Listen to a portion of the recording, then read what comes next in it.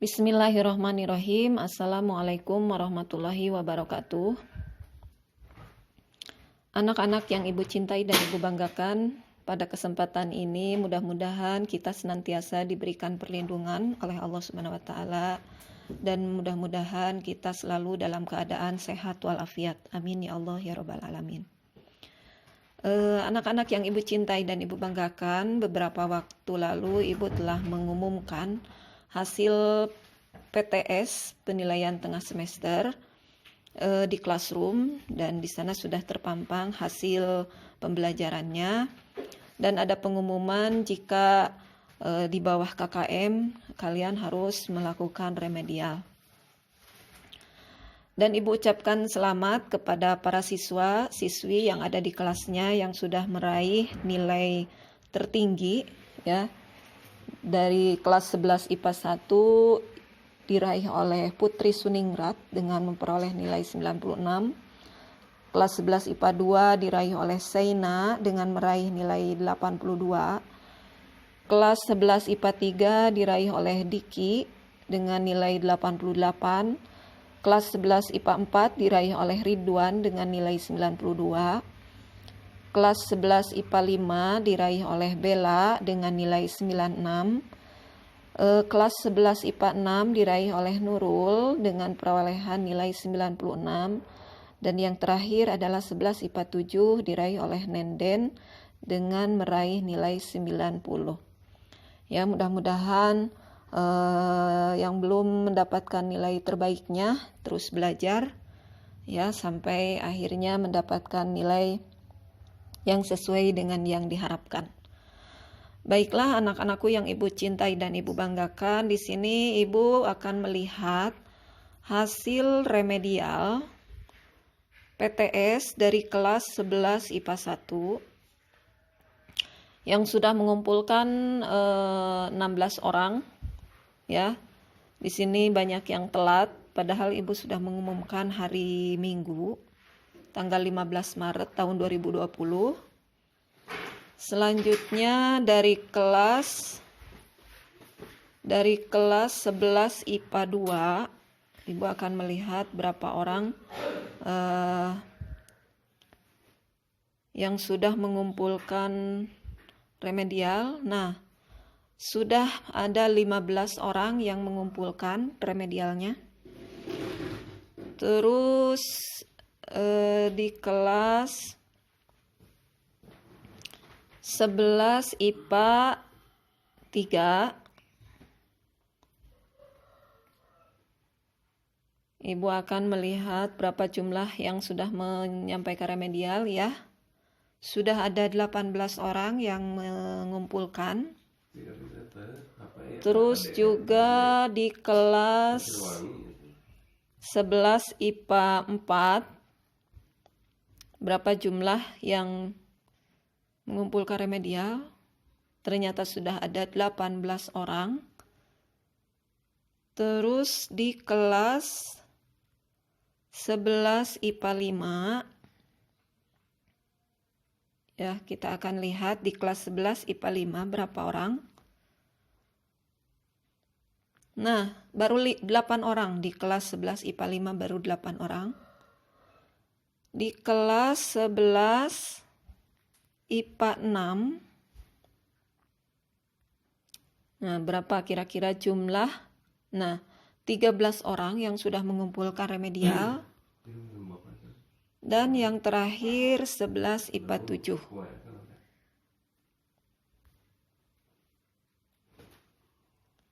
Baru 9 orang di kelas 11 IPA 7 yang sudah mengumpulkan remedial.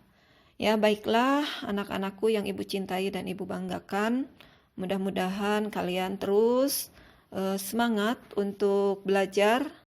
Baiklah anak-anakku yang Ibu cintai dan Ibu banggakan, remedial PTS yang kalian lakukan itu adalah menjawab kembali soal yang Ibu berikan. Ya, di sini soalnya ada 8 soal dan masing-masing soal Ibu kasih skor. Ya, skor untuk nomor 1 itu 6, nomor 2 4, nomor 3 dan 4 5, nomor 5 6 skor, nomor 6 4 dan 7 8 itu 10 skornya. Sehingga dari skor ini kalian seberapa jauh jawaban yang bisa kalian uraikan di sini. Untuk nomor 1 ya, pada dasarnya kalian sudah pada betul menjawabnya. Jadi untuk option A itu adalah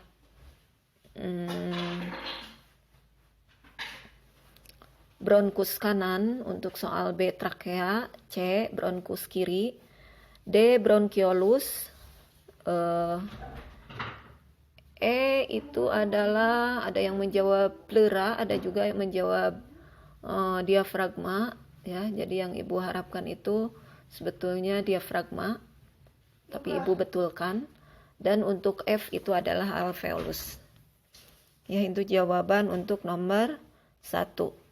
Jawaban nomor 2 ini sebetulnya adalah kalian diharapkan dapat menguraikan apa saja sih yang terdapat dalam rongga hidung, sehingga kalian bisa mensyukuri nikmat yang telah Allah berikan yang terdapat dalam rongga hidung. Ternyata yang Ibu harapkan itu ada 2, yaitu bulu-bulu ya, dan juga selaput lendir. Nah, ini beserta dengan fungsinya.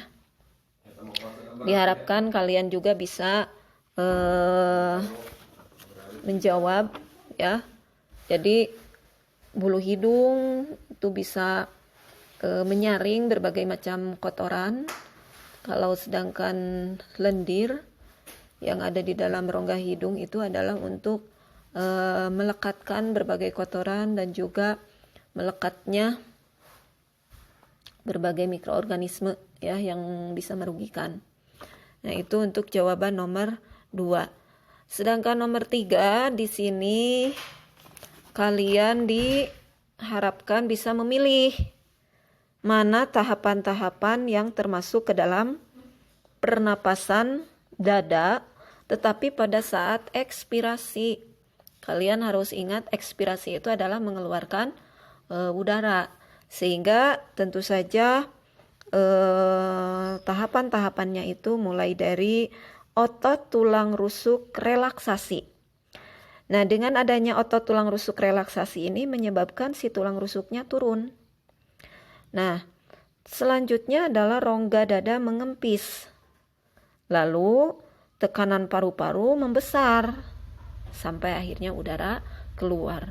Nah, itulah tahapan dari mekanisme pernapasan dada pada saat ekspirasi.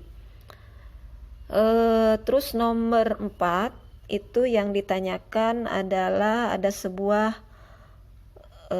kasus yang terjadi seorang anak yang ditinggalkan di mobil ya. Ini beberapa kali Ibu sudah menyampaikan bahwa apabila hal itu terjadi disebabkan karena adanya di dalam mobil tersebut adanya gas CO atau karbon monoksida yang menyebabkan penyakit asfiksia ya, di mana gas CO ini bisa menyebabkan gangguan terhadap pengangkutan oksigen oleh darah karena daya tarik dari CO itu 2 kali lebih besar dibandingkan dengan oksigen, sehingga tentu saja menyebabkan si penderitanya itu lemas, kekurangan oksigen.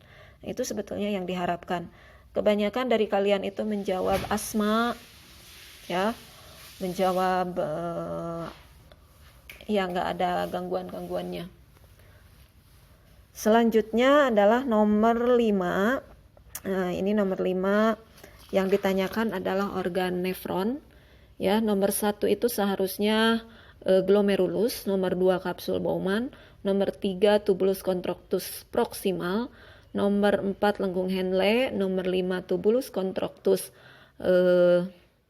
distal, dan nomor 6 adalah tubulus collectivus atau tubulus pengumpul. Nomor 6 bagian kulit yang menyebabkan warna kulit itu adalah sebetulnya pembuluh malfigi ya. Dan lapisan yang sering mengalami pengelupasan itu adalah lapisan korneum. Dan nomor 7 itu yang ditanyakan adalah proses terjadinya warna pada urin dan feses, ya. Nah, ini kan ku sama ibu itu dikasih poin 10, berarti kalian itu diharapkan lebih mendalam tentang penjelasan bagaimana proses diawali dari pembentukan cairan empedu. Kita tahu bahwa proses pembentukan cairan empedu itu berasal dari sel darah merah yang sudah tua. Ya, sel darah merah yang sudah tua ini akan dikirim ke hati dan dirombak oleh sel histiosit. Di sini di dalam sel darah merah itu kan ada hemoglobin, di mana hemoglobin itu dirombak menjadi hemin dan globin. Terus juga ada zat besi, ya. Zat besi diambil dan disimpan di hati untuk dikembalikan ke sumsum tulang.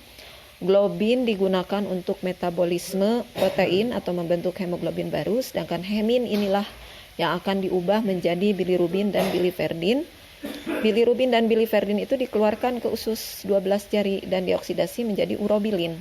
Nah, urobilin inilah yang digunakan untuk memberi warna urin dan feses. Nah, itulah yang jawaban yang sebetulnya ibu ingin dari kalian itu. Seperti itu. Yang terakhir adalah apa sih yang kalian ketahui tentang hemodialisis?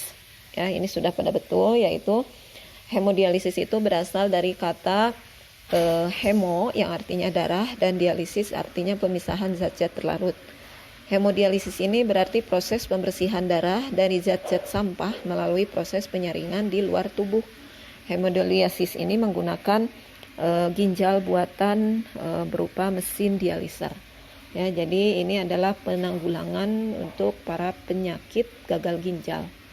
Nah, itulah anak-anakku yang ibu cintai dan ibu banggakan, pembahasan PTS yang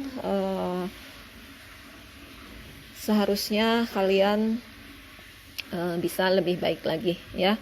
Terima kasih. Wabillahi taufiq wal hidayah. Wassalamualaikum warahmatullahi wabarakatuh. Tetap semangat ya semuanya.